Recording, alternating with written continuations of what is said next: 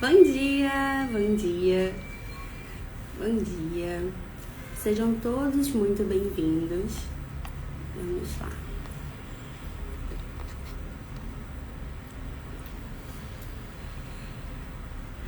Vamos lá, deixar o povo chegar.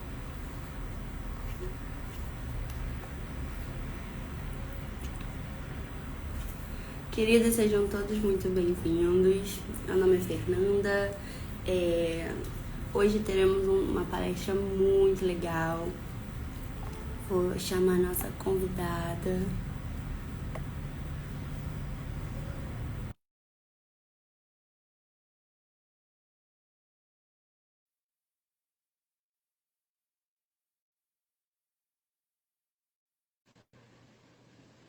Olá, Bom dia, está me ouvindo bem? bom dia, tô ouvindo, você me ouve? Opa. Ai, fico muito feliz pelo seu convite. Eu Eu que vou ter que aceitar o meu agradeço. convite.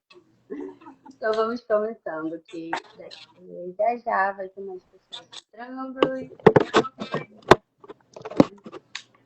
Seja bem-vinda, né? Nós somos o Cinema em Movimento, que é o circuito universitário, que é uma amostra dos filmes que a gente tem, né? Como eu te mandei, sobre o filme Carne, que divulgando durante a semana, que também temos outros filmes. Quero agradecer também aos nossos patrocinadores, né, que é o Instituto CNP Brasil, CNP Seguros, a Estácio e Dux, e a realização da MTC Filmes, o Ministério da Cultura e o Governo Federal. Nessa edição, o projeto acontece de forma online e usaremos esse espaço para debater livremente sobre o filme abordado. Os links para os filmes estão no Instagram da NPC Filmes, lá na bio, onde tem link, né, para cada filme. E hoje o filme abordado, né, vai ser o filme Carne. Né? Quero agradecer a minha convidada para esse bate-papo, que é a médica Carolina Batista, que é graduanda em medicina pela UFRJ e atua na atenção primária da saúde. Seja bem-vinda, Carol. Muito obrigada, viu? Eu que agradeço o convite, para mim é um prazer estar aqui nessa oportunidade, nessa discussão de hoje. É muito legal. Então vamos lá, Carol, como acontece as nossas lives, né? A gente vai debater um pouquinho sobre o filme, né? Vou fazer perguntas, perguntar o que você achou do filme, né? A sua visão, principalmente como médica, né? Dentro do filme. E tendo tempo, a gente também abre perguntas para o público, tá bom? Perfeito, tá ótimo. Então vamos lá. Iniciando, eu gostaria de saber a sua opinião, né, Carol, sobre o filme e qual a sua visão como médica, né, de acordo com o documentário. Então, achei o filme muito interessante, né? Aborda aspectos importantes da vida feminina, né? Desde o início ali do ciclo, né? Da fase da puberdade até a transição da menopausa. E o que eu acho interessante é que ela traz aspectos diferentes de pessoas diferentes que contam a sua experiência com relação a algo em comum que é vivido por todas as mulheres. Verdade. Não é, realmente, isso é uma coisa que a gente para perceber, né, que todas estamos propensas a esse processo, todo que faz parte do nosso crescimento, né?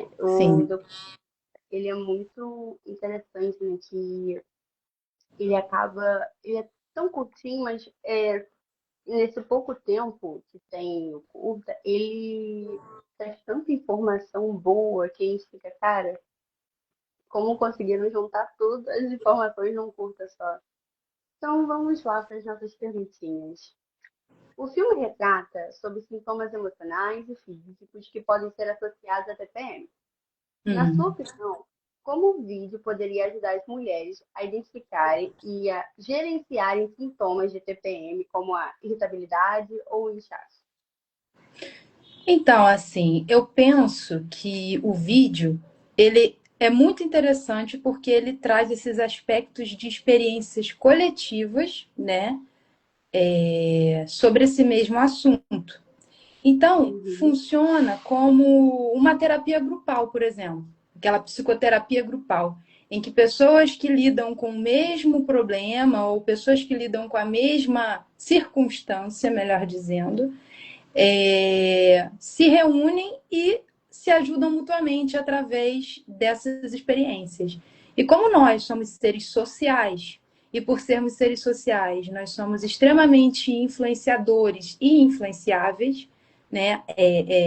A gente precisa da sociedade para a interação mútua. Eu penso que o filme e outros instrumentos midiáticos, ao trazer uma informação, eles acabam fornecendo essa oportunidade de você, através da experiência de outras pessoas, aprender a lidar com suas questões também, né?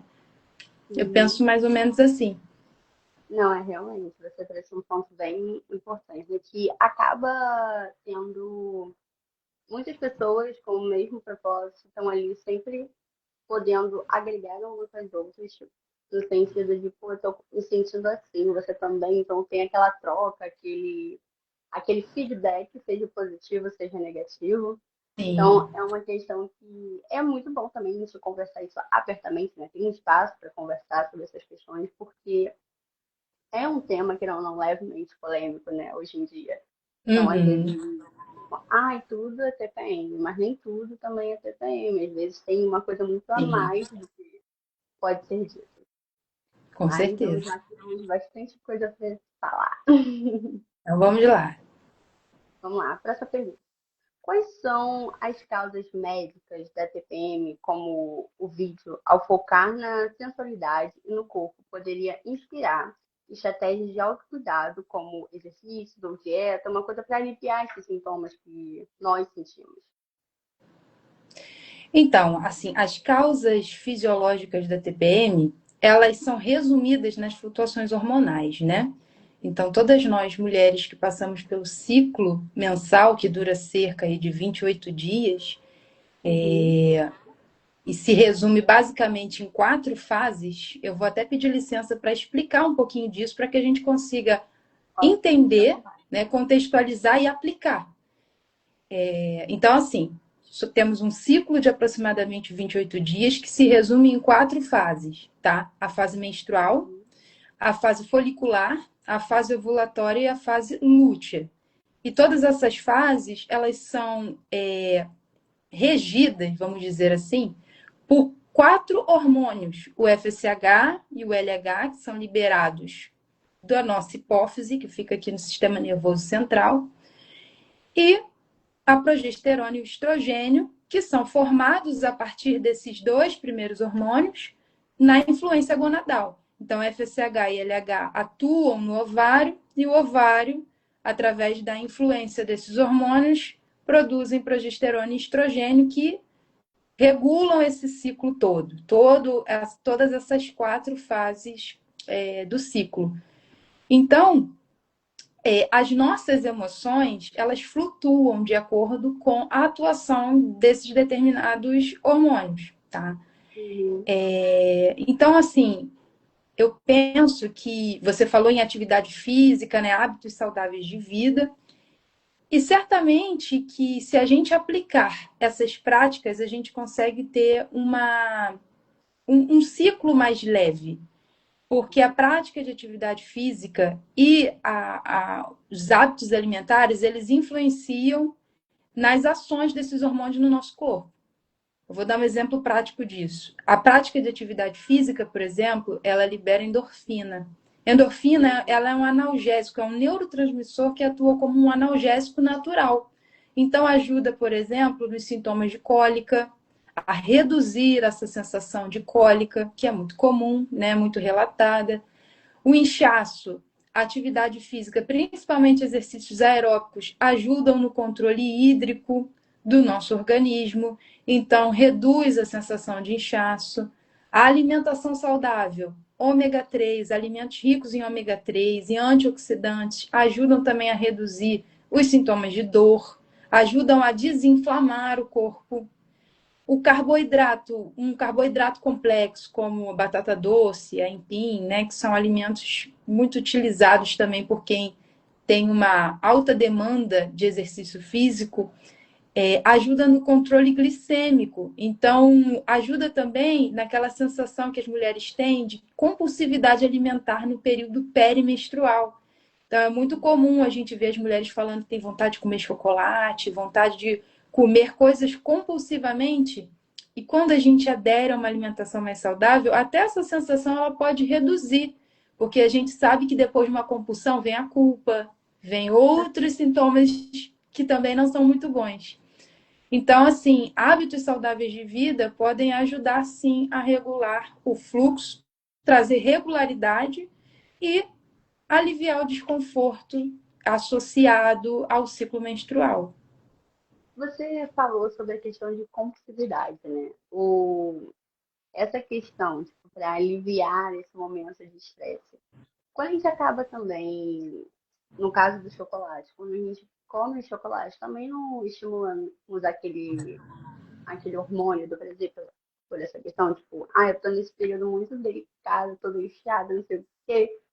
Mas o chocolate, que eu não, ele também é um certo aliado nesse processo, não? Sim, ele ajuda, né, a liberar hormônios, mas de maneira muito rápida. E é um alimento muito calórico, né? E também. Esse é o problema, né? Dele ser um alimento muito calórico. Ele de fato ajuda, ele traz a sensação de prazer, mas tudo momentaneamente. Se torna compulsivo, se torna perigoso, né? E o curta também, ele puxa muito essa questão, né, sobre... Até o próprio, no início dele, ele aborda essa questão dessa compulsividade de querer se alimentar, comer em grande quantidade.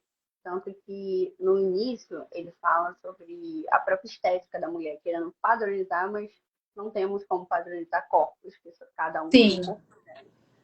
Então, realmente, essa é uma questão da gente, o próprio cuidado, né? Porque esse período a gente fica muito propenso aos nossos desejos. Eu quero muito chocolate. Ontem é, mesmo, eu estava assistindo um filme com os meus pais e eu falei assim, pô, nesse tempo tem um frio, pede um docinho.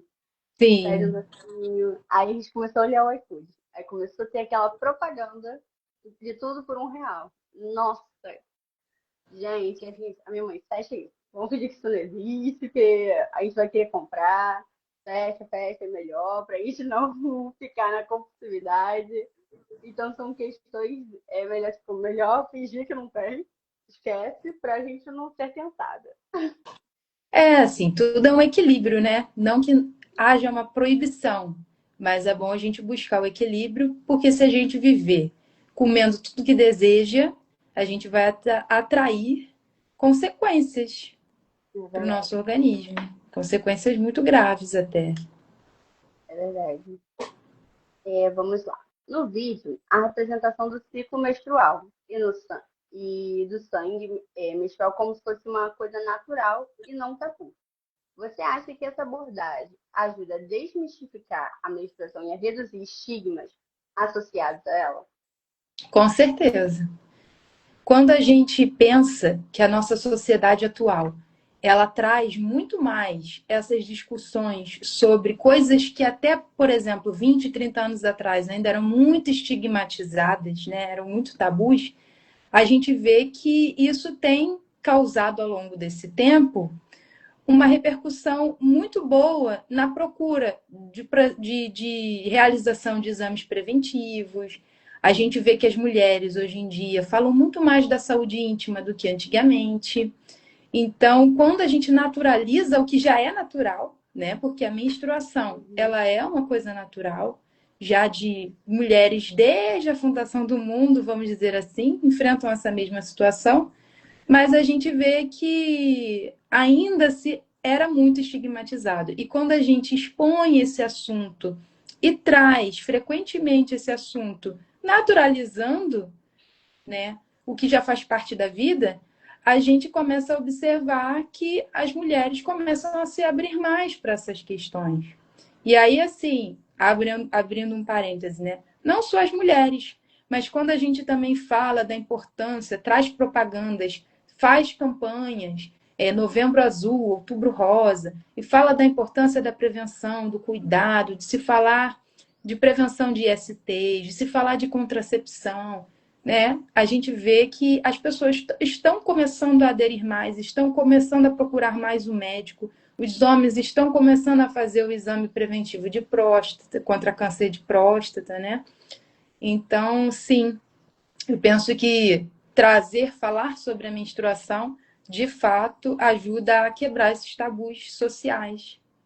Não é, e a gente vê que quando a gente acaba desmistificando essas questões, a gente consegue prever, como você mesmo disse, prevenir diversas doenças que podem ser ocasionadas, que o próprio câncer de colo de útero, até dos próprios homens. Então, são questões que a gente tem que estar ali sempre atenta, propensa assim, pô, eu vou buscar ajuda, quero fazer um exame para Sim, prevenir qualquer problema, porque eu penso da seguinte forma, é melhor prevenir do que remediar. Eu com prefiro ir certeza. ao médico com coisas na cabeça assim, eu posso ter milhares de coisas, chegar lá não ter nada, e da mesma forma eu posso ir com a mesma mentalidade de descobrir alguma coisa, e ao mesmo Com tempo eu vou estar certeza. me cuidando, me tratando, tendo profissionais adequados, pessoas que estarão ali para me orientar. Então, acho que falar muito sobre essas questões desmistifica muitos tabus, muitos tabus. E Com o certeza. ele acaba abordando bastante coisa sobre essas E a questões. gente até escuta muito aquela frase, né? Ah, não vou ao médico porque eu não quero procurar doença.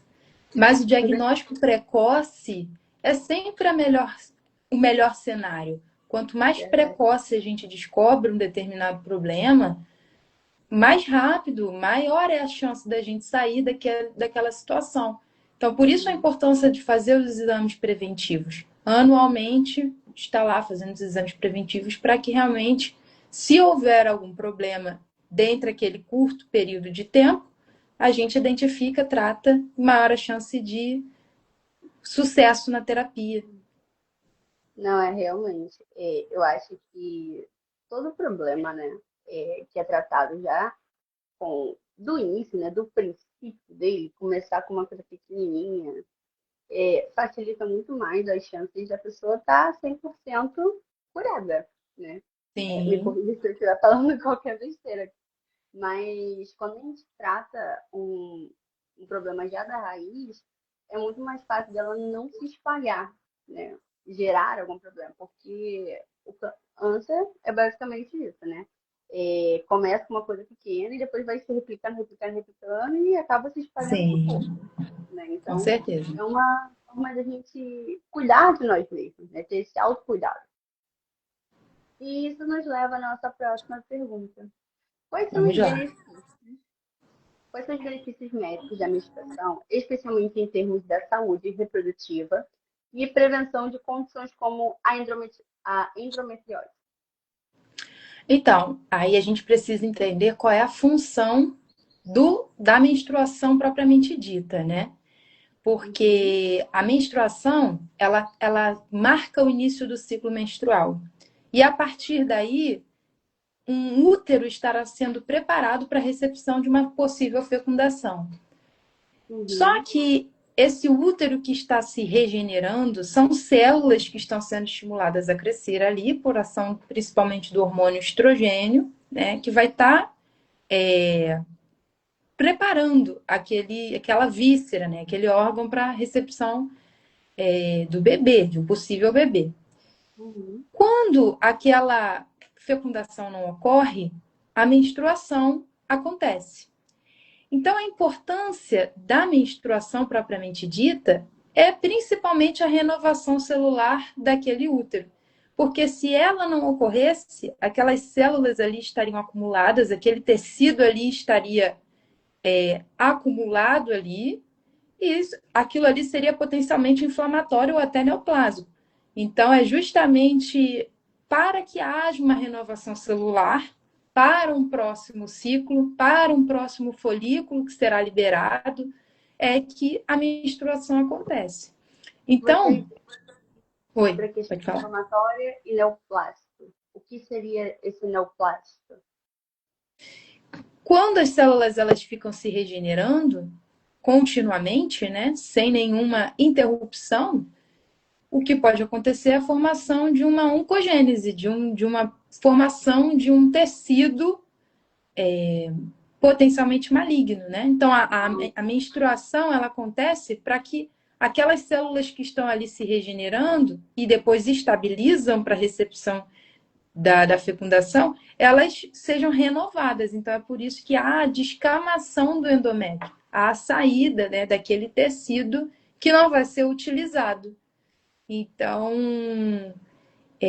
você falou da endometriose, você citou a endometriose como um exemplo.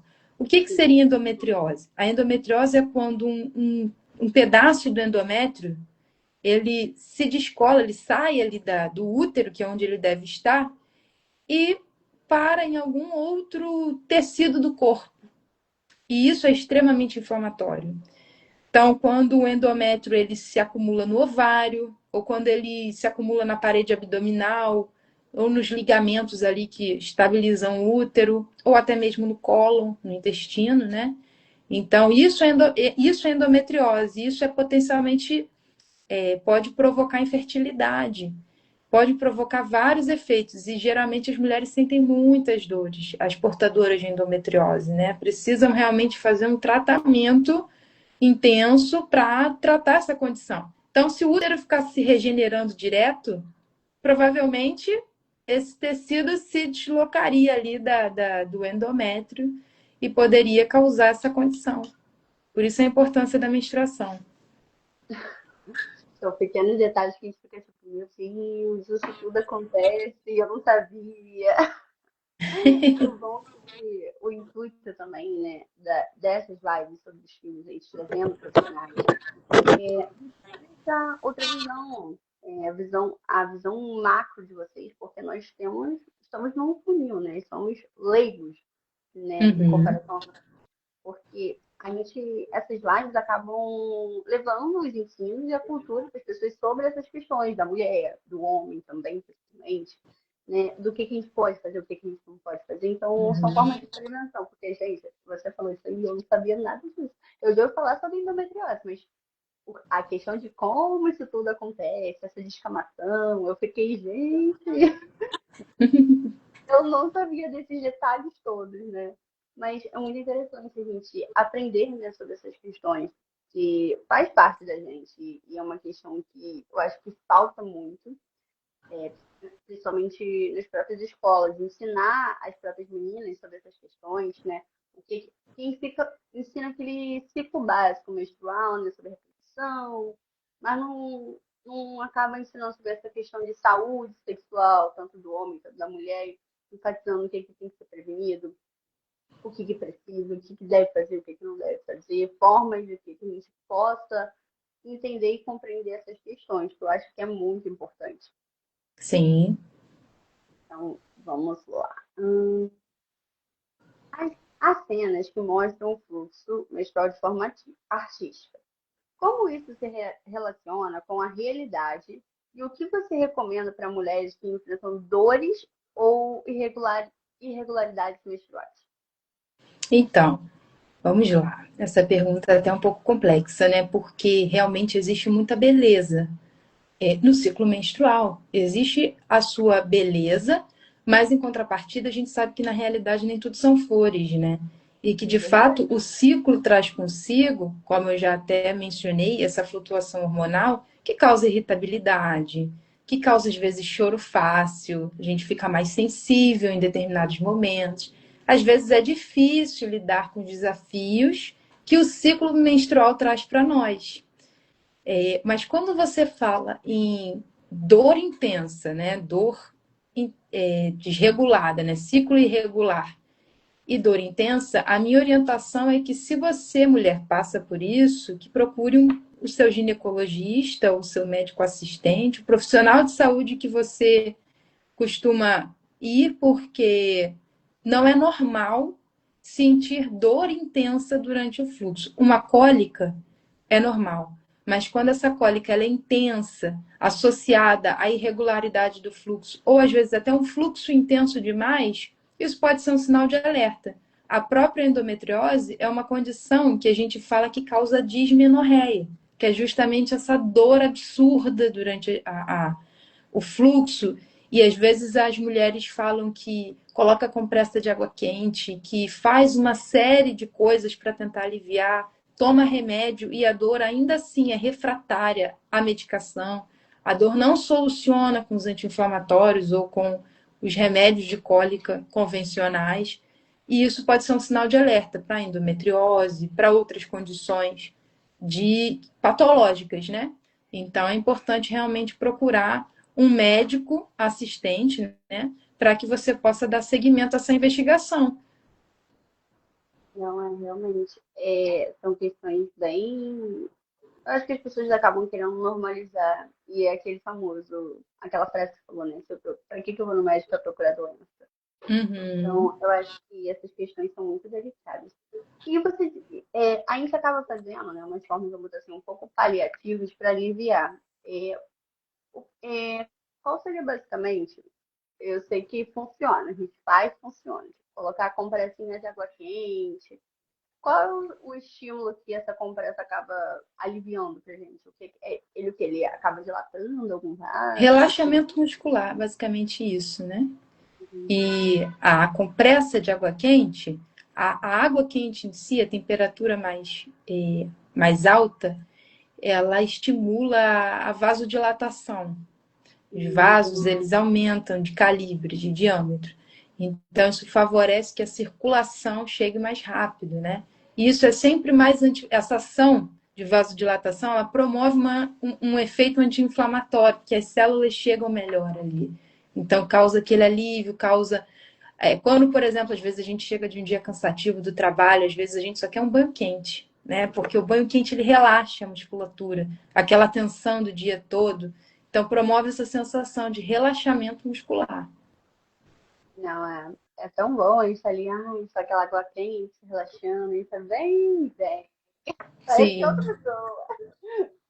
com certeza. Próxima pergunta, Carol. O vídeo celebra o corpo feminino de uma forma sensual e orgânica. Como isso se alinha com discussões médicas sobre a aceitação corporal e saúde mental, especialmente para mulheres que lidam com questões como a imagem corporal ou a dismorfia? Essa pergunta aí é difícil, viu?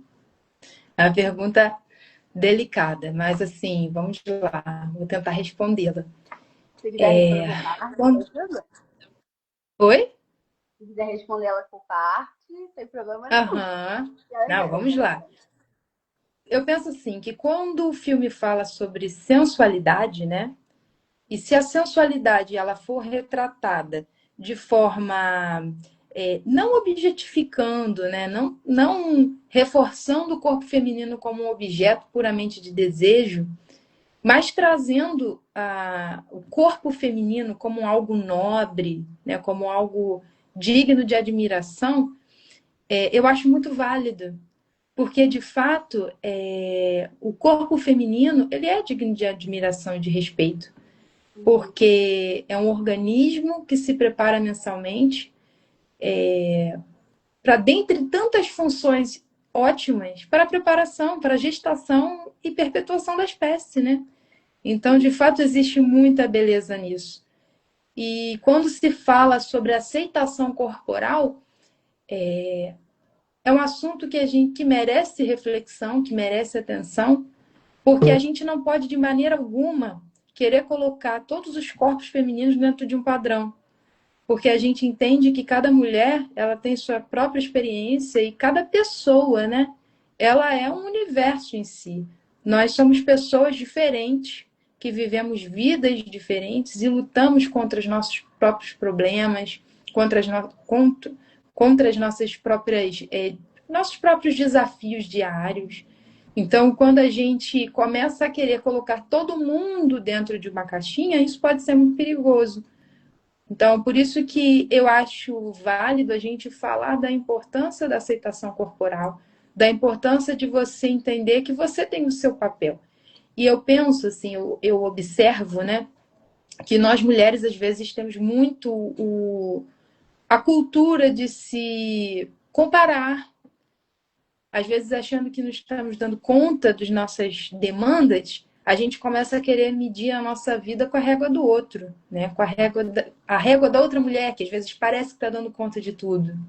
Mas Uhum. não, a gente precisa entender que nós somos plurais e diversas e respeitar isso, né? É claro que eu, em hipótese alguma, posso, como uma profissional de saúde, pensar que se você está vivendo uma vida e que não te traga tantos benefícios, que não te traga saúde física, integridade física e mental, estimular que você continue da mesma forma que está. Você tem que aceitar, respeitar o seu corpo, mas se dentro da sua alçada, se dentro das suas condições você puder praticar exercício físico, fazer uma dieta ou aderir a qualquer outra prática que te promova saúde física e mental, eu vou sempre estar estimulando isso, né, na figura de uma profissional de saúde.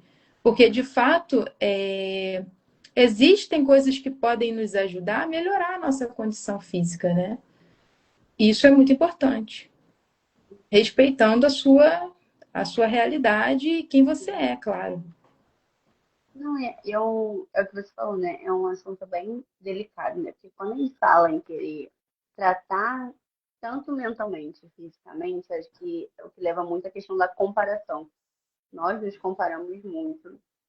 Eu abordei a mesma questão no bate-papo anterior, só que na visão de uma psicóloga, e o que acaba a gente tendo é essa comparação muito extrema de corpos é a rede social. Ao mesmo tempo ela é Uhum. boa, ao mesmo tempo ela é ruim, no sentido Sim, sim. de acaba que a maioria, principalmente as jovens, a nova geração que está chegando, acaba se comparando muito com pessoas com corpos muito bem estruturados, Sim. padrões de beleza, e isso não é a realidade. A realidade é Estilos de vida, né? exatamente, então são questões que acabam mexendo muito com nós mesmos, nós mulheres, porque tem uma frase que eu já ouvi muito. A mulher, ela não se veste para o homem, ela se veste para ela e para outras mulheres. Aí eu fiquei assim, pensando, falei, claro que não, no meu ver, pelo menos. Eu, Fernanda, eu me visto para mim. Eu não vou ficar me comparando com outras pessoas, que acho que não tem sentido. Mas quando a gente acaba observando o que, que acontece nos dias de hoje, é realmente, simplesmente, a gente acaba se comparando muito com outras mulheres, somente pessoas grandes da rede social, grandes digitais influencers, atrizes, modelos, diversas pessoas, e a gente acaba se influenciando, às vezes, sem perceber, no padrão que estão querendo impor. E não é isso, você tem que estabelecer o seu padrão, mas se cuidando, fazendo uma boa alimentação, fazendo atividades físicas, tudo que você falou, eu acho que é o que devemos buscar estimular a fazer, mas acaba que por grandes influências, né, dessas grandes redes, a gente acaba se fechando a um mundinho que é muito micro, em vez de ser, que a gente percebe que é um mundo macro. Então, Uhum. são questões bem delicadas de se Sim, falar, mas é sempre bom a gente falar sobre essa conscientização, você buscar profissionais que estão ali para te apoiar, te ajudar, seja médicos, nutricionistas, terapeutas, pessoas que estão ali para, pô, vamos procurar entender esse problema da raiz, a gente trabalhando essa autoestima, esse cuidado, porque tá ali, né? Cada um, Deus capacitou cada um. Então, se você não sim, procurar as pessoas que ele capacitou para te ajudar, como é que vai ser? Vai ser bem complicado. Mas acaba que são questões que sempre a gente busca estar ali falando para ajudar as pessoas e querer não conscientizar. Você quer falar mais alguma coisa sobre esse parte? não, não. Acho que eu já consegui falar tudo que eu queria. Então, vamos lá. O vídeo parece explorar o corpo como algo vivo e em transformação. O que você diz sobre a importância de exames regulares, como mamografias ou o próprio ginecologista, para manter a saúde corporal ao longo da vida, principalmente na nova geração? Então, realmente, de fato, o corpo ele é vivo e em constante transformação, tá? as nossas trilhões de células, elas se renovam constantemente. Com exceção dos nossos neurônios e os nossos cardiomiócitos, que são as células do coração, que não se dividem, o restante está em constante mudança. O organismo que eu tinha anos atrás não é o mesmo que eu tenho hoje, porque ele já se renovou. Um exemplo prático disso, as nossas hemácias, por exemplo, têm 120 dias, as nossas plaquetas 7 dias, os nossos leucócitos em torno de 15 dias. Então, assim, percebe que o nosso corpo realmente está em constante mudança.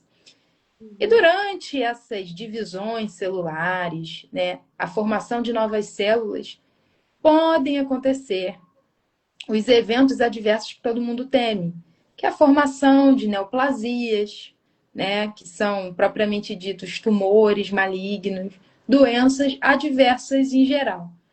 Então, claro que assim, existem fatores que podem favorecer a formação de determinadas doenças, fatores genéticos, ambientais, o próprio estilo de vida que a pessoa leva, podem favorecer, né? Mas é por isso que é a importância dos exames preventivos, porque a gente nunca sabe, durante essa transformação do corpo, que a gente vai sofrendo ao longo da vida, o que pode surgir. Então, a gente precisa realizar a mamografia, o exame de colo do preventivo, né? Que é contra câncer de colo de útero, e os demais exames de rotina anualmente, é sempre importante fazer para que você possa estar tendo um parâmetro de como está a sua saúde, como as suas células estão se comportando. Então, de fato, isso é uma grande verdade. O corpo é vivo e em constante transformação. O nosso corpo, ele trabalha em morte e vida o dia inteiro, o tempo todo. Morte celular e novas células surgindo. Então, a gente precisa se cuidar para isso, para prevenir.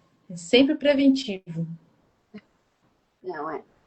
A questão da mamografia, né? Sabemos que há exames, né? Que é o próprio toque, né? Na própria mama e o próprio exame mesmo no próprio aparelho.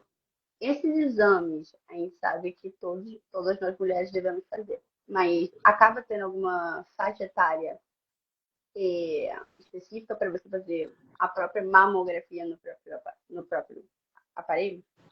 Consegue Sim, me sim. compreender? Tem uma faixa etária. A gente, na medicina, a gente trabalha com as probabilidades, né? A gente sabe que nem tudo é 100%. A medicina, ela como eu falei, a gente trabalha com dados prováveis. Claro que o exame de toque, o toque na mama, né? É estimulado que você faça sempre, independente da idade. Desde que você entrou na puberdade, que o seio começou a crescer, que você tem a mama, é importante que você faça o exame de toque, que as mães ensinem as filhas a fazer o exame de toque, né? Para identificar possíveis nódulos, cistos ou alguma coisa que possa nos direcionar. A gente sabe que o câncer de mama em adolescentes é muito raro, mas é raríssimo, mas acontece, pode acontecer. Agora, em termos de rastreio, o Ministério da Saúde preconiza que as mulheres entre 50 e 74 anos façam o exame de mamografia. Mas esse ano saiu uma atualização. As mulheres a partir de 40 anos podem fazer o rastreio também. Isso porque, infelizmente, a incidência de câncer aumentou muito, né? Os novos casos de câncer aumentou muito. Então, já se permite que as mulheres a partir de 40 anos, desejando fazer o exame, sempre analisando, né, com o médico sobre os possíveis benefícios, né, os benefícios daquele exame, que possam fazer, seja ofertado a elas também. O exame de mamografia em caráter preventivo, em caráter de rastreio. Ah, sim. É porque eu sempre fiquei me perguntando, né? Exame para a prevenção, porque não todas as idades utilizam o próprio aparelho. Porque eu tenho visto, né? O professor teve um grande aumento, né? Que eu não sei até onde, de jovens, de 25 a 30 anos, que eu tenho tenho visto, tenho observado. Então, eu ficava me perguntando, falei, por que não? Por que não pode? Né? Eu não sei se é porque não pode, é o que você falou, tipo, vocês lidam com probabilidade, né? Uhum. Acredito que se houvesse um encaminhamento de algum médico, tipo, querendo fosse uma outra alternativa para ter, tipo, 100% de certeza, acredito que faria. Teria essa possibilidade? Ou não, é só realmente a partir dos 40 que as mulheres podem realmente fazer esse mapeamento? É, mulher, quando eu falo em mapeamento, né, de rastreio, a gente fala em mulheres que não têm sintoma e que não têm nódulo palpável. Então, Entendi. uma mulher que às vezes fez o exame de toque em casa e sentiu alguma coisa diferente, acha que está com nódulo ou alguma coisa atípica, né? Ou até mesmo olhou para a mama e achou que a morfologia dela, que a forma dela está diferente, que não está como costuma estar, a gente faz a mamografia diagnóstica independente da idade, né? É claro que em Hum, mulheres jovens existe um exame muito melhor do que a mamografia, que é a ultrassonografia de mama. As mulheres hum, jovens, elas em geral têm uma mama mais densa, com mais glândulas mamárias, que com o passar da idade vão sendo substituídas por gordura. Então, a ultrassonografia nas mulheres jovens, ela é mais precisa do que a mamografia. Então, ah, assim, só que aí seria um exame em caráter diagnóstico. É um exame que está sendo direcionado para identificar, para confirmar se aquela coisa, que aquilo que você identificou realmente está ali, né? entendi. Mas assim, em caráter de prevenção, ou seja, a pessoa está assintomática, não tem sintoma nenhum, não tem nenhum nódulo palpável, ela vai fazer aquilo ali, aquele exame, para se prevenir, entendeu? E aí se faz na faixa etária, entre a faixa etária de maior incidência daquela doença, que agora se aderiu de 40 aos 74 anos. Entendi. Realmente é muito longe ter essa visão, porque essas eram questões e dúvidas que eu ficava, gente, por que não? Mas tá tudo aqui pra gente Uhum, esclarecer todas as dúvidas. Esse é o bom. Então vamos lá. Voltando ainda à questão da sensualidade da mulher, que o vídeo uhum, tem abordado, né, em grande escala, né? Como o vídeo conecta a sensualidade com o ciclo menstrual e o corpo feminino, na ela pode influenciar a questão do ciclo hormonal. Você acha que essa questão de sensualidade pode influenciar o ciclo hormonal ou não? Ou é mais na depende? verdade, eu diria até que é o contrário. O ciclo hormonal influencia na sensualidade feminina. Porque, assim, o ciclo feminino, né? Ele, como eu já falei, ele está ali para preparar o organismo para a recepção de um bebê. Na fase folicular, é a fase onde está havendo a produção de estrogênio. E logo depois dessa fase folicular vem a fase ovulatória, que é a fase Hum, onde o folículo já maduro para a fecundação é liberado pelas trompas uterinas, né, para a fecundação propriamente dita, né? Então, a mulher, pela ação do hormônio, principalmente o estrogênio, ela começa a se sentir mais atraente, a libido começa a aumentar, né? Nessa fase aí folicular, na verdade, já na fase ovulatória, que é quando tem um pico maior de estrogênio, né? Então, a mulher, ela sofre essa influência quando ela está se sentindo mais bonita, quando ela está se sentindo mais atraente, mais sensual, a libido está mais alta, para justamente favorecer a procura do parceiro para que haja fecundação. Então, sim, o ciclo hormonal ele favorece a sensualidade feminina. ah, e acaba sendo uma consequência, né? Acaba, tipo, muitos sintomas, nossos hormônios, a cor da pele, então, tipo, tudo influencia. E você disse a questão Sim. de, é, como é que eu posso dizer, atrair o próprio parceiro. Como assim? Não, Tipo, ela se sente, a libido está mais alta, basicamente isso, né? Ah, Então, é uma fase em que a mulher está com maior desejo de propriamente procurar relação sexual, né, em geral. entendi. Claro que, assim, eu tô falando, assim, de uma maneira bem técnica, né? Não, Mas não tem claro que existem problema. muitas outras questões que estão envolvidas na libido feminina. Muitas outras Entendi. questões que eu acho que aqui ficaria até um curto tempo para a gente explorar tudo isso. Na verdade, que Mas acaba sendo certamente os um tema hormônios bem amplo. influenciam. Vamos lá. Próximo aqui. Ai, peraí, que acabou saindo aqui. Vamos lá. O vídeo celebra a organicidade como a organicidade, como isso se relaciona com as mudanças corporais durante a menopausa, como flutuações de peso ou a pele, e como o vídeo poderia ajudar as mulheres dessa fase a aceitarem essas transformações, que a menopausa é um processo complicado, tanto para a própria mulher e acredito que também Uhum. para as próprias pessoas que convivem nesse processo, porque é umas mudanças muito radicais. Sim, menopausa realmente é um assunto muito importante de ser debatido. Ela é uma mistura de doutora, que bom que eu tô saindo da menstruação, não aguentava mais. Com doutora, pelo amor de Deus, me salva porque eu estou nervosa, eu estou seca, eu escuto de tudo, né? Então, é uma fase em que as mulheres já estão felizes porque já não menstruam mais, mas também começa a aparecer o calor excessivo, né? A redução da libido, e às vezes elas falam que isso influencia, está influenciando no casamento, na maneira que se relaciona com seu marido, né? Enfim, o cansaço, a indisposição, o ganho de peso também é muito comum na menopausa, principalmente a gordura, o acúmulo de gordura visceral, que também é muito perigosa, né? É o tipo de gordura que a gente não, como profissional de saúde, a gente luta contra ela, né?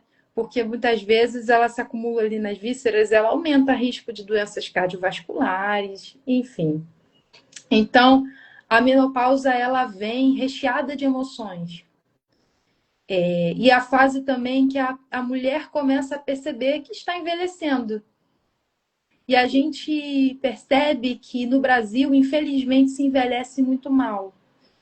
Geralmente, quando as pessoas vão passando pelo processo de envelhecimento, elas começam a apresentar hipertensão, começam a apresentar resistência insulínica, né, diabetes. Então, começam a aparecer as doenças crônicas, que são grandes vilões na vida das pessoas, né, de uma forma geral. Então, assim, eu acho que quando o vídeo fala da menopausa, foi até um dos casos que eu particularmente mais gostei das experiências, né, que foram relatadas ali. Eu gostei muito da mulher que fala sobre a menopausa.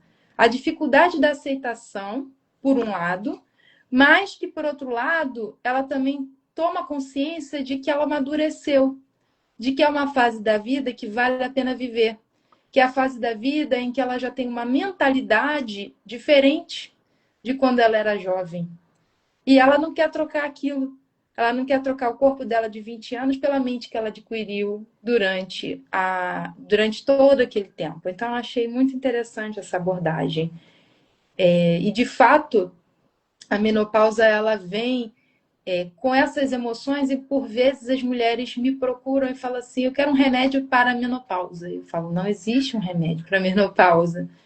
Existem coisas que a gente pode fazer durante a nossa vida que a longo prazo nós iremos colher no momento que chegar a menopausa, que é a própria prática de atividade física. Eu sei que Sim, esse assunto, às vezes, ele é repetitivo, né? A gente falar da importância da atividade física, da alimentação, mas é realmente um remédio milagroso. Quando você vem ao longo da sua vida preparando o seu organismo para a velhice, para a fase em que você começa a colher consequências do que você plantou no início da sua vida, realmente, assim, as mulheres que praticam atividade física, que têm uma alimentação regular e saudável, acabam vivendo esse processo de maneira muito mais fácil e com menos incômodo, com mais vitalidade, com mais vigor, né, com mais autoestima. Então, realmente é uma fase importante. Não entendi, pode repetir? E acaba que também tem pessoas que nem sofrem dos sintomas da menopausa, né? Por conta disso tudo.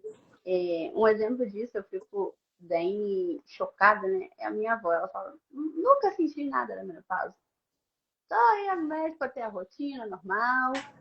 Nunca senti nada, nunca senti calor, nunca senti nenhum, nunca tive nenhum desses sintomas.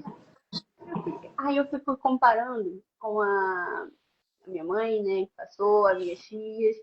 Ficava, gente, que são sintomas totalmente, tipo, aversos, Diferentes. muito diferentes. E eu ficava, gente, eu fico.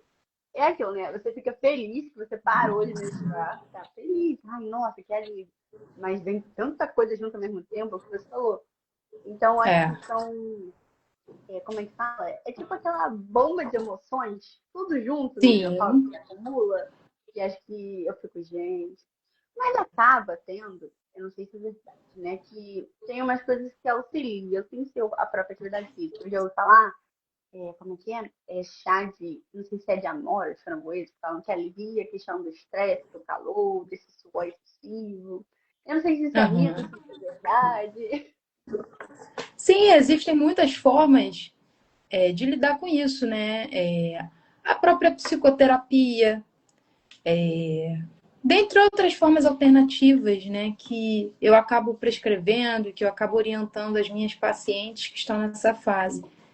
É uma fase que requer também muita paciência da parte dos familiares. É importante você compreender que a menopausa, ela é nada mais, nada menos do que a ausência de folículos, ela não tem mais reserva ovariana. Então, aquele ovário, aqueles hormônios, eles vão começando a reduzir.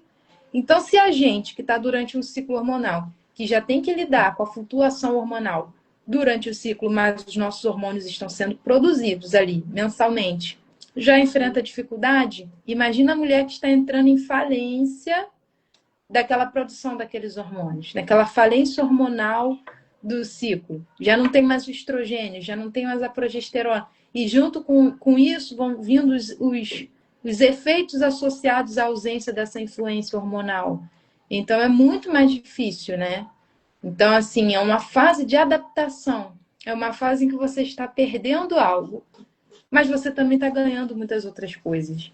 E que você precisa ter paciência consigo, você precisa, nós, enquanto familiares, precisamos ter paciência com as nossas mães, com as nossas avós, com as pessoas que estão entrando nessa fase, né? Porque realmente a irritabilidade não é porque aquela mulher deseja, é porque é fisiológico, faz parte daquele processo, né? É, é verdade. É, graças a Deus aqui em casa a gente já passou por essa parte, né? Eu imagino que deve ser muito difícil, né? Porque acho que a mínima coisa te irrita. Às vezes você se sente sufocada, o excesso de peso também, que você acaba Sim, irritando, né? Então exato. acaba sendo um mix de coisas, né? Ó, aí tem até uma pergunta aqui, ó. Quais são os sintomas pouco conhecidos da menopausa, fora o calor e a irritabilidade? Então, a redução da libido é uma coisa que frequentemente são trazidas a mim. O estrogênio, os hormônios, eles geralmente lubrificam a região vaginal, então a pessoa começa a ficar, como elas falam, né, mais seca, começam a não ter lubrificação natural. Muitas às vezes ficam depressivas, ficam tristes, ficam fadigadas. O acúmulo de gordura, começam a ganhar peso por conta da, da baixa redução, da redução, na verdade, né, dos hormônios e às vezes favorece esse acúmulo de peso. O estrogênio, ele é um hormônio importantíssimo também no controle metabólico ósseo. Então, às vezes, as mulheres começam a apresentar quadro de osteopenia e depois podem evoluir para uma osteoporose por conta do metabolismo ósseo que começa a parar de sofrer a influência do estrogênio, né? Em outros casos também, o estrogênio ele pode auxiliar na saúde cardiovascular. Ele promove uma vasodilatação, tanto que homens infartam mais do que mulheres, porque as mulheres elas têm essa proteção natural do estrogênio nos vasos sanguíneos. Mas quando esse estrogênio baixa, essas mulheres também ficam igualmente suscetíveis a eventos de AVC, de infarto, né? Então, as consequências, elas podem ser danosas se a mulher não se preparar para essa fase da vida. Se ela não começar a ter um controle mesmo, estimular seu metabolismo a funcionar, estimular através, né, de exercício físico e alimentação. Vou estar sempre falando isso. Exercício físico e alimentação são cruciais para todos nós, são cruciais. Não é, isso tudo é muito importante. E o legal é que essa pergunta acaba levando a nossa última pergunta, né? Que aborda o seguinte: você vê paralelos com a transição para a menopausa? E o que você recomenda para mulheres nessa fase em termos de saúde óssea, cardiovascular e prevenção da osteoporose? Nossa, acabei adiantando a pergunta, né? É exatamente isso.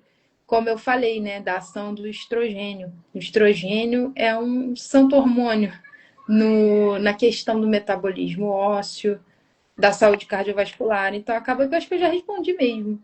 E a mudança do estilo de vida é o que vai proporcionar que você evite a osteoporose.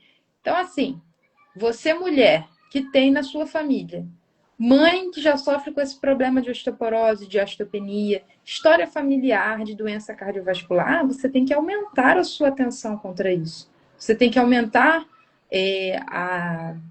a prática, a mudança do estilo de vida, porque você já tem um fator genético que influencia muito. Então, basicamente, é isso mesmo. Não, foi ótimo. Não, isso é tudo, a base de tudo é alimentação e atividade física. Com Você, certeza. tudo, é E base. saúde mental, né? Porque somos um organismo. É um equilíbrio. Precisamos ter a saúde mental bem trabalhada, né? Porque ela também influencia muito. Muito, muito, muito. A forma como nos relacionamos com o nosso corpo. É porque acaba que não adianta nada. Se a gente come bem, faz atividade física e a nossa mente não tá legal, nada vai contribuir. Você vai estar É. sempre cansado, fadigado. É Não, cíclico, na verdade. Porque quando a gente promove um bem-estar para o nosso corpo também, através da atividade física e da alimentação, a gente acaba promovendo saúde mental. E se a gente promove saúde mental, a gente também influencia no nosso organismo. Então é cíclico. Uma coisa depende da outra. é verdade. Ai, cara, o bate-papo foi muito bom. Mas Ai, que bom. infelizmente Fico acabou de feliz. terminar. Eu também gostei muito.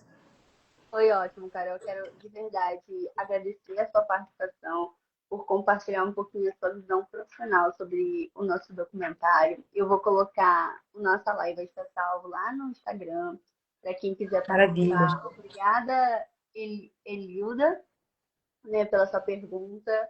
Agradeço a todos que participaram. Quero agradecer também aos nossos patrocinadores. E espero que vocês aproveitem o máximo desse circuito universitário, que teremos ainda mais duas lives. Muito obrigada novamente, Carol, pela participação, tá? Eu que agradeço pelo convite. Para mim foi um prazer, viu? Obrigada. Beijinho. Beijão, tchau, tchau, gente. Tchau, tchau.